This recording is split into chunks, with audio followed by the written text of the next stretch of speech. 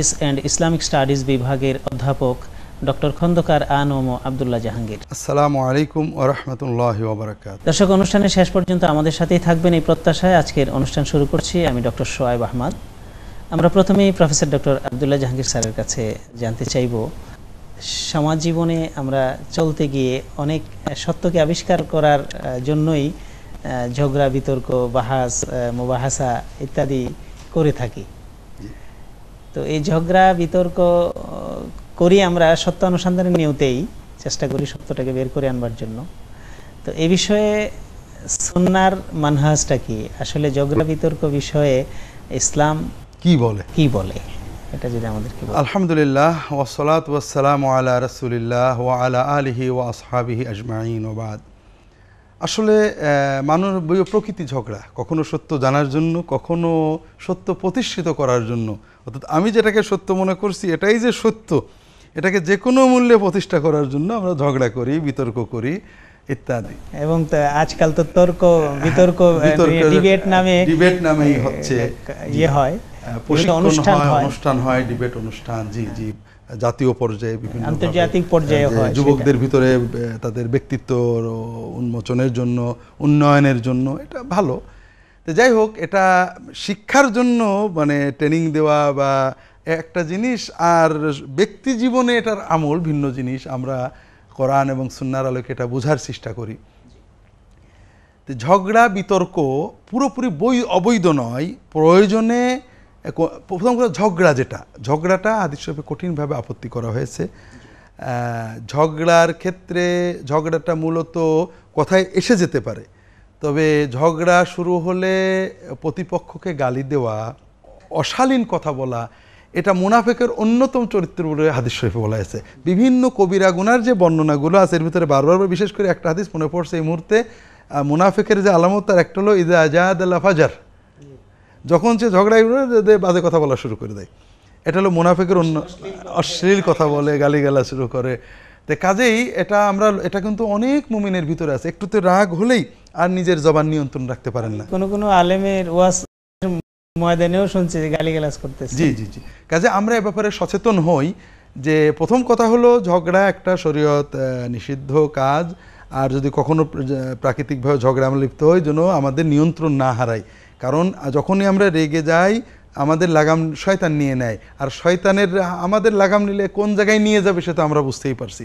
এই ক্ষেত্রে আল্লাহ তাআলা ওয়াজাদিলহুম বিল্লাতি হিয়া আহসান, জি, এটা আমি বলতে চাচ্ছিলাম। যে জেদাল এর যে মূল নীতি সেটা হলো যে বিশেষ প্রয়োজনে বহস বিতর্ক জেদাল হতে পারে, তবে সেটার মূলনীতি হলো ওয়ালা তুজাদিলু আহলাল কিতাব ইল্লা বিল্লাতি হিয়া আহসান ওয়াজাদিলহুম বিল্লাতি হিয়া আহসান। জেদালটা হবে বিল্লাতি হিয়া আহসান, অর্থাৎ প্রতিপক্ষ যেটা দিয়েছে তার চেয়ে অনেক উত্তম বিষয় দিয়ে তাকে প্রতিরোধ করতে হবে। উত্তম কথা, উত্তম আচরণ, উত্তম ভাষা, উত্তম দলিল দিয়ে বিতর্ক হবে। ইল্লাতি হিয়া আহসানুস সাইয়্যিআ, ইদফা বিল্লাতি হিয়া আহসানুস সাইয়্যিআ। যদি কেউ অশালীন কথা বলে, অশোভন কথা বলে, খারাপ আচরণ দেয়, বাজে দলিল দেয়, তুমি এটাকে তার বদলে আরেকটা অশালীন, অকথ্য বা বাজে কথা দিও না, বরং অনেক বেশি সুন্দর উত্তম দিয়ে এটাকে প্রতিরোধ করো। শালীন, হ্যাঁ জি, তুমি তার সহিংসতার বদলে অহিংসতা, অশালীনের বদলে শালীন, অশোভনীয়র বদলে শোভনীয় দিয়ে তাকে প্রতিরোধ করো। এটা হলো ঝগড়ার ব্যাপারে, বিতর্কের ব্যাপারে ইসলামের মূলনীতি। তো এ ব্যাপারে আমরা সবাই লক্ষ্য রাখবো। এছাড়া আরও অত্যন্ত গুরুত্বপূর্ণ বিষয় রয়েছে যেটা প্রতিটি মুমিনের জন্য একটা গুরুত্বপূর্ণ বিষয়। ঝগড়া কিন্তু শুধু ফর্মাল হয় না। আমরা যে কোনো বিষয়ে, এই যে ক্রিকেট খেলা হবে দেখবেন হচ্ছে বা হয়েছে, এর ভিতরে দেখেন এই যে বলে পাকিস্তান জিতবে, বলে ইন্ডিয়া জিতবে, অনেকেই থেমে যায়, অনেকে বিতর্ক শুরু করে, অনেকে বলে এই বৃষ্টি হবে না, আর জাপানের মানে অ্যাসিড বৃষ্টি বাংলাদেশে হতে পারে, হবে না, এই বল খেলা এটা হবে, এই বছরে এইটা জিতবে না, তারপর শুরু হয়ে গেল বিতর্ক। মারামারি না যাক, বিতর্ক পর্যন্ত আমরা দেখি যে হাদিসের এই বিতর্কই এক সময় আমাদের বাংলাদেশে খুনাখুনিও হয়ে গেছে খেলা নিয়ে। আমরা খুনোখুনির আগেই বিতর্কটার অবস্থা দেখি। আমরা সব জায়গায়, আমি বিশ্ববিদ্যালয়ে আমরা গাড়িতে চড়ে ক্যাম্পাসে যাই, স্যারেরা ছোট্ট বিষয় নিয়ে একেবারে সেই নামা পর্যন্ত বিতর্কে আসেন, হয়ে যাচ্ছে ক্লাসে, ক্যাম্পাসে, স্যারেদের কমন রুমে। আমরা সবাই বিতর্ক করি ছোট ছোট বিষয় নিয়ে, বৃষ্টি হবে হবে না, ফসল এবার ভালো হবে হবে না, খেলায় জিতবে জিতবে না। আল্লাহ রসুল সাল্লাল্লাহু আলাইহি ওয়াসাল্লাম বলেছেন, সহিহ আবু দাউদ অন্যান্য কিতাবে সহিহ হাদিস, মান তারাকাল মিরা ওয়া হুয়া মুবতিলুন বুনিয়া লাহু বাইতুন ফি রাবাদিল জান্নাহ।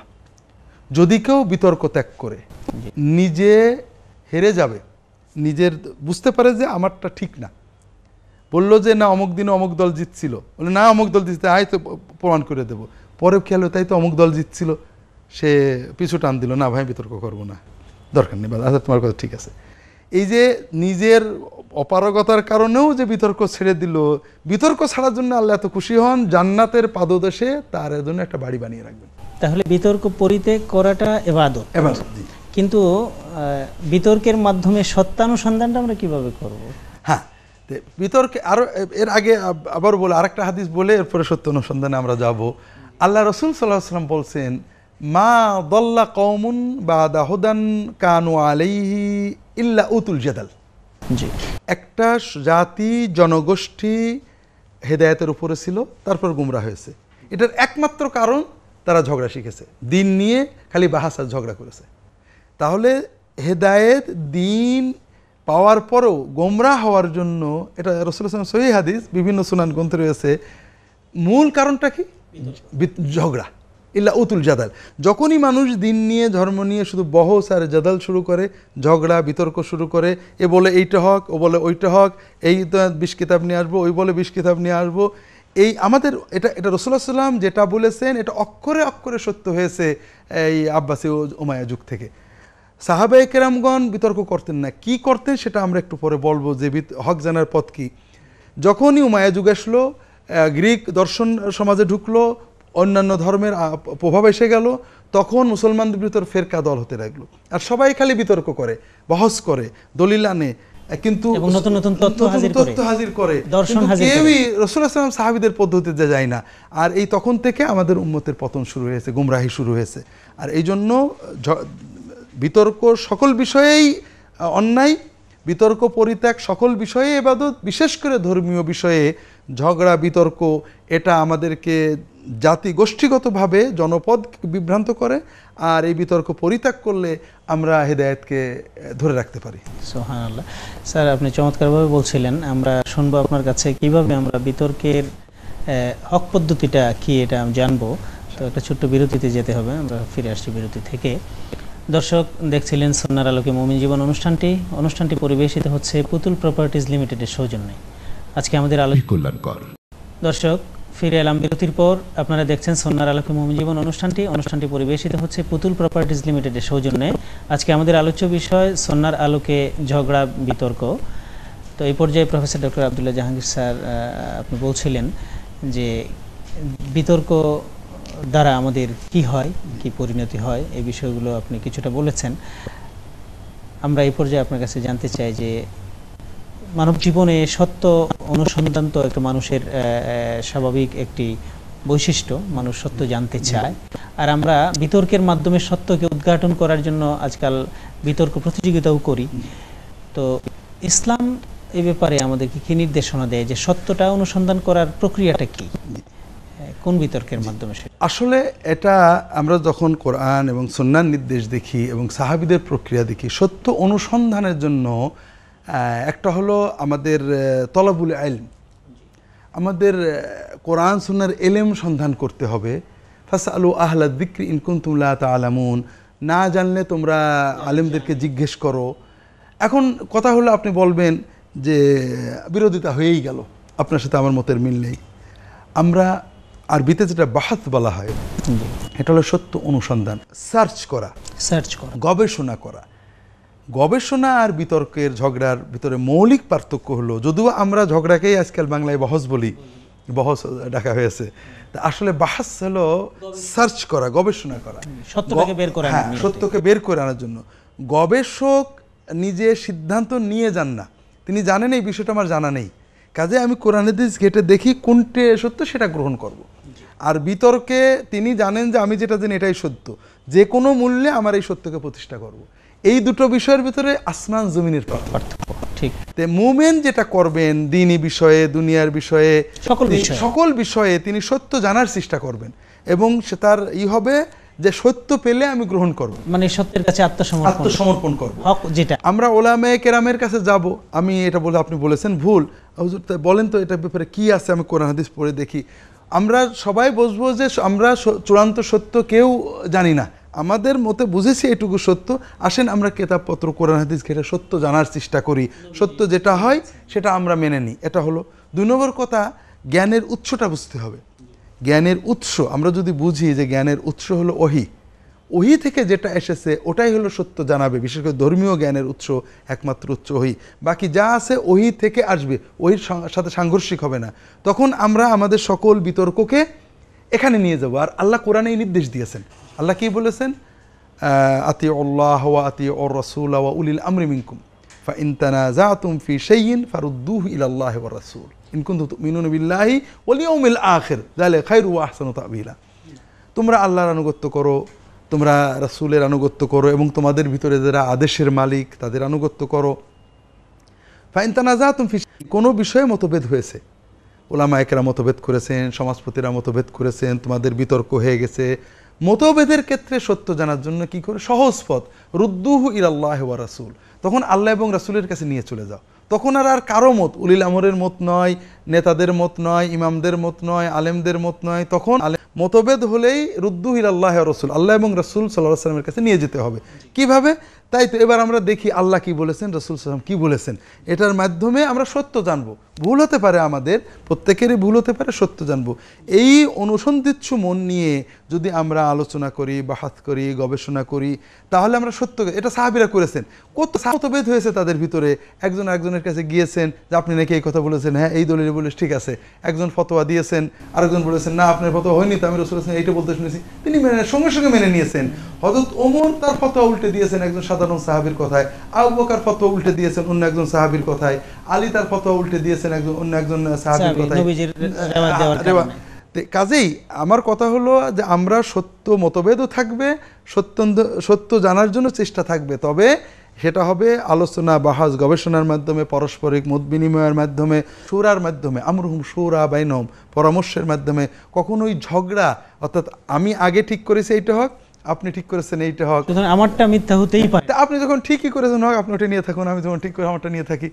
কাজে এটা কোনোদিন কোনো বহস এই ধরনের বিতর্কের মাধ্যমে কেউ সত্যকে কবুল করেনি। আপনিও বলেছেন আমি জিতেছি, ও বলেছে ও জিতেছে, আর যদি সবাই বলে আপনি জানতো, আপনি সত্য নেবেন না। আর যখন সত্য অনুসন্ধানের মন নিয়ে এই আল্লাহ রাসূল সাল্লাল্লাহু আলাইহি ওয়াসাল্লাম সুন্নাত, সাহাবীদের সুন্নত মতো বসবো, তখন আমরা সত্যে পৌঁছাতে পারবো।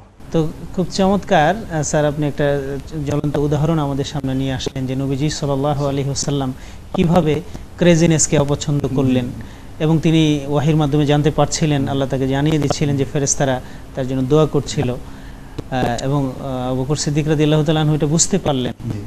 আমাদেরকেও এই অনুভূতি জাগ্রত করতে হবে। স্যার আপনি আমাদের আর সংক্ষেপে শুধু বলবেন যে এই ঝগড়া বিতর্ক থেকে বাঁচার উপায়টা, এবং এর থেকে আমাদেরকে বিরত রাখলে আমরা আল্লাহ তাআলার কাছে কি পুরস্কার পেতে পারি, এটা আপনি যদিও বলেছেন পুরো আলোচনার মধ্যে। আপনি প্রথম কথা হলো ঝগড়া বিপাদ থেকে বাঁচার জন্য, যে কোনো পাপ থেকে আমরা কিভাবে বাঁচি, ওটা যে পাপ, কঠিনতম পাপ, এই অনুভূতিই মানুষকে বাঁচায়। আমরা যেগুলোকে পাপ বলে জানি, আল্লাহর রহমতে আমাদের সমাজের মুমিনরা, সচেতন মুমিনরা অধিকাংশ পাপ পরিহার করেন। পাপে যায় কিভাবে, যেমন আমার এক ছাত্র এই বিশ্ববিদ্যালয়ে সেদিন বলছে, স্যার পর্নোগ্রাফি পাপ আমরা বুঝি, কিন্তু এই পর্নো লিটারেচার পড়লে যে পাপ হবে এটা তো আমরা জানি না, কাজে আমরা পড়া শুরু করেছি, এটা যে পাপ হয় আপনি তো ছেলেদের ভালো করে বুঝান।